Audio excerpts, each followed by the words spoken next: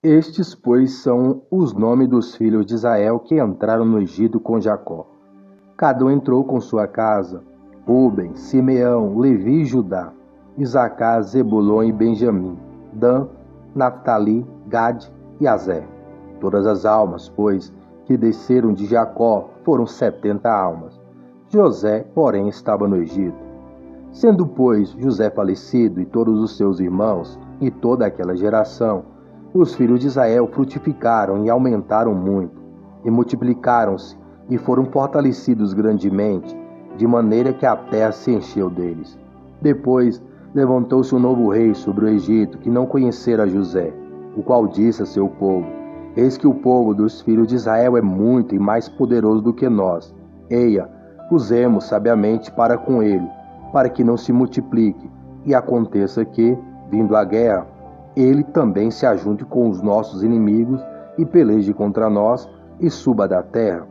E os egípcios puseram sobre eles maiorais de tributos para os afligirem com suas cargas, e edificaram a Faraó cidades de tesouros, Pitó e Ramsés. Mas, quanto mais os afligiam, tanto mais se multiplicavam e tanto mais cresciam, de maneira que se enfadavam por causa dos filhos de Israel. E os egípcios faziam servir os filhos de Israel com dureza. Assim, lhes fizeram amargar a vida com dura servidão, em barro e em tijolos, e com todo o trabalho no campo, com todo o seu serviço, em que os serviam com dureza.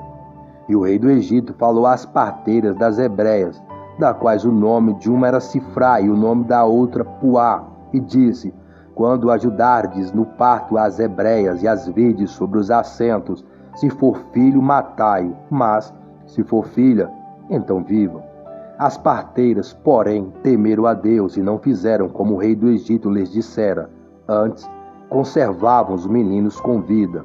Então, o rei do Egito chamou as parteiras e disse-lhes: Por que fizestes isto, que guardastes os meninos com vida?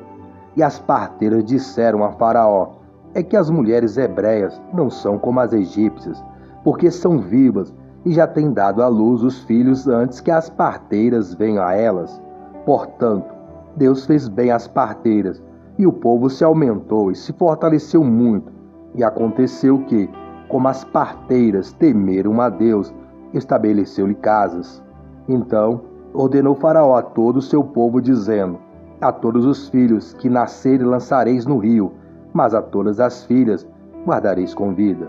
Êxodo, capítulo 1, do versículo 1 ao 22.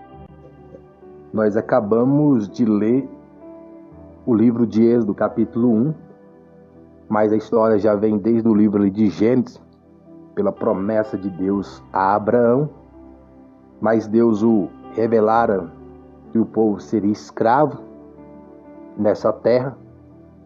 Nós temos ali Jacó, temos a história de José, vendido pelos seus irmãos, a qual José se torna governador do Egito. A terra passa uma grande fome, a sua família é acolhida por José, eles se multiplicam, crescem. José tinha graça diante do faraó da época, mas esse faraó falece, José falece, se levanta outro faraó que não teve respeito por José nem pela sua história.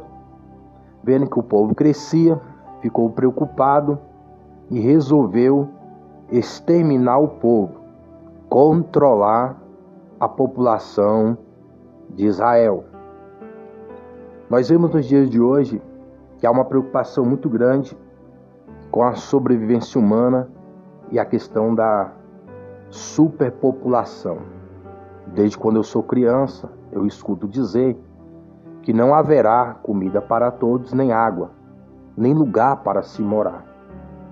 Desde quando eu sou criança, eu escuto, não havia tanta mídia como hoje, nem YouTube, nem os meios de internet, de comunicação online, como hoje, e já naquela época se comentavam que havia um plano para diminuir a população. E hoje até na nossa sociedade, no Brasil em que vivemos, as pessoas têm menos filhos. Antes, as pessoas tinham vários filhos, 10, 15 filhos. Hoje, as famílias controlam essa questão até por uma necessidade de sobrevivência, de recursos. As coisas são muito caras na parte da educação, da alimentação, do todo de uma criança.